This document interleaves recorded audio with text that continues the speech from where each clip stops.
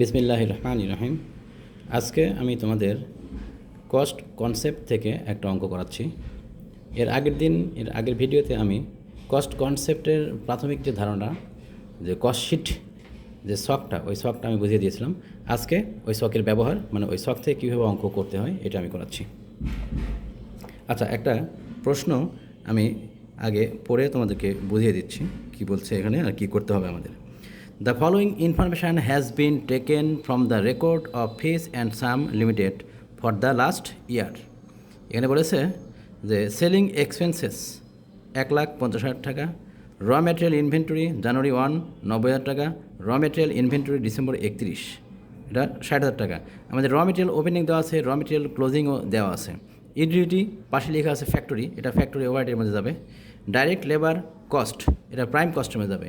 Direct labour cost দেওয়া আছে 1,50,000 টাকা। তারপরে ডিপ্রিসিয়েশন দেওয়া আছে কত, 1,62,000 টাকা। পারচেস অফ র মেটেরিয়াল, এটা আমাদের র মেটেরিয়াল ওপেনিংয়ের সাথে পারচেস অফ র মেটেরিয়াল যোগ করে দেবো। তারপর দেওয়া আছে কত, সেলস দেওয়া আছে কত, 25 লাখ। ইন্স্যুরেন্স ফ্যাক্টরি কত আছে, এটা দেওয়া আছে হচ্ছে 40,000। সাপ্লাইস ফ্যাক্টরি 15,000 টাকা। Administrative expenses 2,60,000। তারপরে ইনডাইরেক্ট লেবার 87,000 টাকা। তারপরে মেনটেন্যান্স ফ্যাক্টরি 3 লাখ টাকা। ওয়ার্ক ইন প্রসেস জানুয়ারি 1, এই ওয়ার্ক ইন প্রসেস জানুয়ারি 1 এটা হচ্ছে আমাদের opening work in process. Work in process inventory December 31 এটা closing work in process. Finished goods inventory January 1 এটা আমাদের ওপেনিং ফিনিশড গুডস, আর ফিনিশড গুডস ইনভেন্টরি ডিসেম্বর 31 এটা আমাদের ক্লোজিং ফিনিশড গুডস। এই মানগুলো দিয়ে আমাদের নির্ণয় করতে বলেছে কি, prepare a schedule for cost of goods sold, মানে cost of goods sold statement, মানে কস্ট অফ গুডস সোল্ড পর্যন্ত, কস্ট শিটের সম্পূর্ণটা এখানে আমাদের চাইনি, আমাদের এখানে বলেছে একটা অংশ cost of goods sold statement পর্যন্ত বের করতে বলেছে। 2 নম্বর রিকোয়ারমেন্টে বলেছে প্রিপেয়ার অ্যান ইনকাম স্টেটমেন্ট। এখন আমরা প্রশ্নটা পড়লাম, প্রশ্নতে চেয়েছে 2টা রিকোয়ারমেন্ট। একটা রিকোয়ারমেন্টে বলেছে cost of goods sold statement, একটা রিকোয়ারমেন্টে বলেছে হচ্ছে ইনকাম স্টেটমেন্ট। আমরা এখন রিকোয়ারমেন্ট 1টা করছি। রিকোয়ারমেন্ট 1-এ দেখো কী বলেছে, আমি রিকোয়ারমেন্ট 1টা সম্পূর্ণ কমপ্লিট করে দিচ্ছি। আচ্ছা, রিকোয়ারমেন্ট 1-এ বলেছে আমাদের cost of goods sold statement. তো কস্ট অফ গুডস সোল্ড স্টেটমেন্টটা আমরা এখন কস্ট শিটের একটা অংশ এটা করে দিচ্ছি। ফিজ, প্রথমে আমরা কোম্পানির নাম লিখব, Fiz and Sam limited. Statement of cost of goods sold for the year ended 31 December ... সালটা আমাদের উল্লেখ নাই। প্রথমে লিখবো আমরা পার্টিকুলার্স বা অ্যাকাউন্টস টাইটেল, যে কোনো একটা লিখলে হবে। টাকা কলাম লিখবো আমরা 2টা, টাকা। তারপর প্রথমে র মেটেরিয়াল ওপেনিং, এটা আমাদের অঙ্কে দেওয়া হয়েছিল র মেটেরিয়াল জানুয়ারি 1 90,000 টাকা। এই জানুয়ারি 1টা হচ্ছে আমাদের র মেটেরিয়াল ওপেনিং। তো র মেটেরিয়াল ওপেনিং দেওয়া আছে 90,000 টাকা। অ্যাড ওর সাথে পারচেস অফ র মেটেরিয়াল দেওয়া আছে আমাদের অঙ্কে, প্রশ্নে সরাসরি দেওয়া আছে 7,50,000। 7,50,000 আর 90,000 যোগ করবো, যোগ করে আমাদের পাবো হচ্ছে raw material available for use, এর নামটা হচ্ছে raw material available for use 8,40,000। Less raw material ক্লোজিংটা এখান থেকে আমরা বাদ দিব। র মেটেরিয়াল ক্লোজিং আমাদের প্রশ্নে দেওয়াই আছে, সরাসরি বলে দিয়েছে র মেটেরিয়াল জানুয়ারি 31। আচ্ছা, আমাদের দেওয়া আছে কত, ডিসেম্বর 31। আমাদের দেওয়া ছিল কত, 60,000। এই 60,000 টাকাটা এখান থেকে বাদ দিব। 60,000 টাকা বাদ দিয়ে যে অ্যামাউন্টটা আসবে 7,80,000। এই 7,80,000টার নাম হচ্ছে র মেটেরিয়াল ইউজড পেলাম। এবার র মেটেরিয়াল ইউজড এর সাথে ডাইরেক্ট কস্ট যেগুলো দেওয়া আছে আমাদের প্রশ্নে, সেই ডাইরেক্ট কস্টগুলো যোগ করবো। তো ডাইরেক্ট কস্টের মধ্যে এখানে একটাই দেওয়া আছে শুধুমাত্র ডাইরেক্ট লেবার। তো ডাইরেক্ট লেবার এখানে আমরা যোগ করে দিব। ডাইরেক্ট লেবার যোগ করলে আমরা পাবো কত, প্রাইম কস্ট। আচ্ছা, 7,80,000 আর 1,50,000 দুটো যোগ করে আমরা পাবো 9,30,000। এই 9,30,000 টাকাকে আমি বলবো প্রাইম কস্ট। প্রাইম কস্টের সাথে আমরা এখন যোগ করব ফ্যাক্টরি ওভারহেড। এখন ফ্যাক্টরি ওভারহেডের মধ্যে কী কস্ট আসবে আমাদের প্রশ্নে উল্লেখ করে দিয়েছে এখানে যে ইউটিলিটি এক্সপেন্সেস পাশে লেখা আছে ফ্যাক্টরি, তার মানে অবশ্যই এটা কোথায় আসবে, এই ইউটিলিটি এক্সপেন্সেসটা আসবে হচ্ছে স্টেটমেন্ট এই ফ্যাক্টরি ওভারের মধ্যে আসবে। ইউটিলিটি এক্সপেন্সেস এটা ফ্যাক্টরি ওভারের মধ্যে। তারপরে ডিপ্রিসিয়েশন অন ফ্যাক্টরিতে দেওয়া আছে এটা। আচ্ছা, তাহলে ডিপ্রিসিয়েশন এর মধ্যে আসবে। তারপরে ইন্স্যুরেন্স এটাও আসবে ফ্যাক্টরি ওভারের মধ্যে। সাপ্লাইস, ইনডাইরেক্ট লেবার, মেনটেন্যান্স, এই কস্টগুলো আমরা কী করবো, ফ্যাক্টরি ওভারহেডের মধ্যে নিয়ে এসে যোগ করে দেখাবো। এই সবগুলো অ্যামাউন্ট যোগ করলাম, যোগ করে আমরা পেলাম কত, 6,40,000। এই 6,40,000 টাকা আমরা বলবো যে টোটাল ফ্যাক্টরি ওভারহেড। এই টোটাল ফ্যাক্টরি ওভারহেড আমরা যোগ করব প্রাইম কস্টের সাথে। তাহলে প্রাইম কস্টের সাথে ফ্যাক্টরি ওভারহেড যোগ করলে আমরা পেয়ে যাব work cost.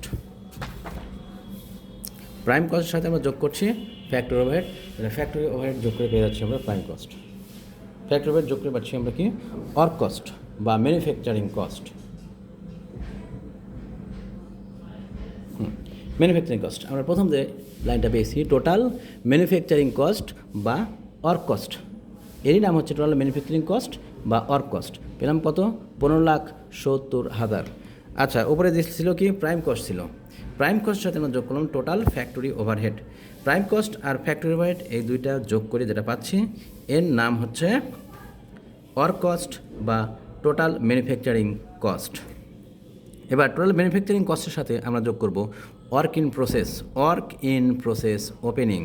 Work in process opening দেওয়া ছিল 1,80,000, এই 1,80,000-এর সাথে যোগ হবে আর minus work in process closing. Work in process ক্লোজিংটা এখান থেকে 1,00,000 টাকা ছিল, 1,00,000 টাকা এখান থেকে আমরা মাইনাস করব, প্লাস মাইনাস করে টোটাল একবারে দেখাচ্ছি যেটা 16,50,000। এই 16,50,000 এই অ্যামাউন্টটার নাম হচ্ছে কস্ট অফ গুডস ম্যানুফ্যাকচার্ড।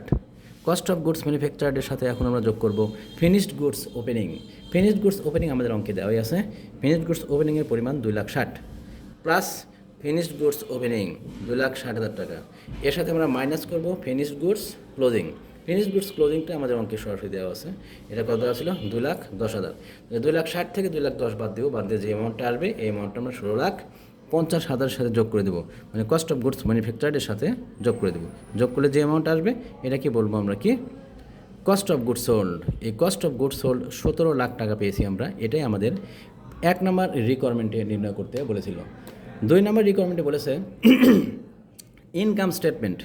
হ্যাঁ, ফিজ অ্যান্ড সাম লিমিটেডের ইনকাম স্টেটমেন্টটা তৈরি করো। এখন আমরা ইনকাম স্টেটমেন্টটা তৈরি করছি। ইনকাম স্টেটমেন্ট প্রথমে হেডিংটা লিখবো ফিজ অ্যান্ড সাম কোম্পানির নাম লিখবো, তারপরে income statement for the year ended 31 December ... এবার অ্যাকাউন্টস টাইটেল বা পার্টিকুলার্স যে কোনো একটা লিখলেই হবে।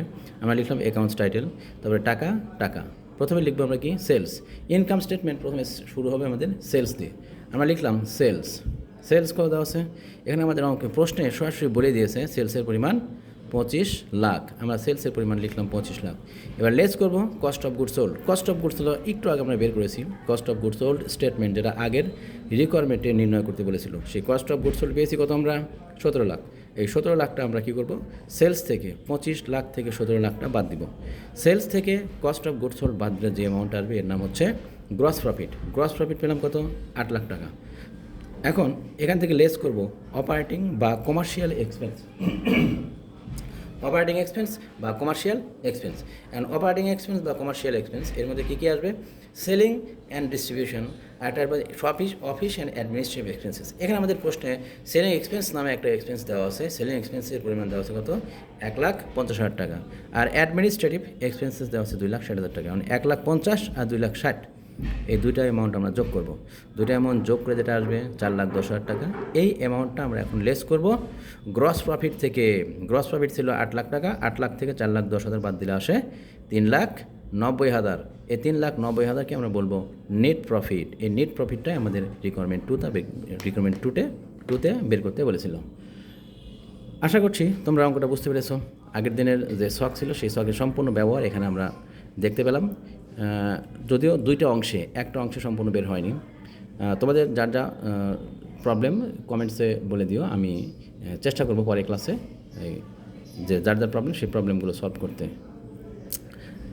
ভিডিওটা ভালো লাগলে সবাই আমার চ্যানেলটাকে সাবস্ক্রাইব করে শেয়ার দিয়ে আজকে এই পর্যন্তই। এর পরবর্তী ক্লাসে আমরা অন্য কোনো নতুন অঙ্ক নিয়ে আবার আসবো তোমাদের সামনে। আসসালামু আলাইকুম।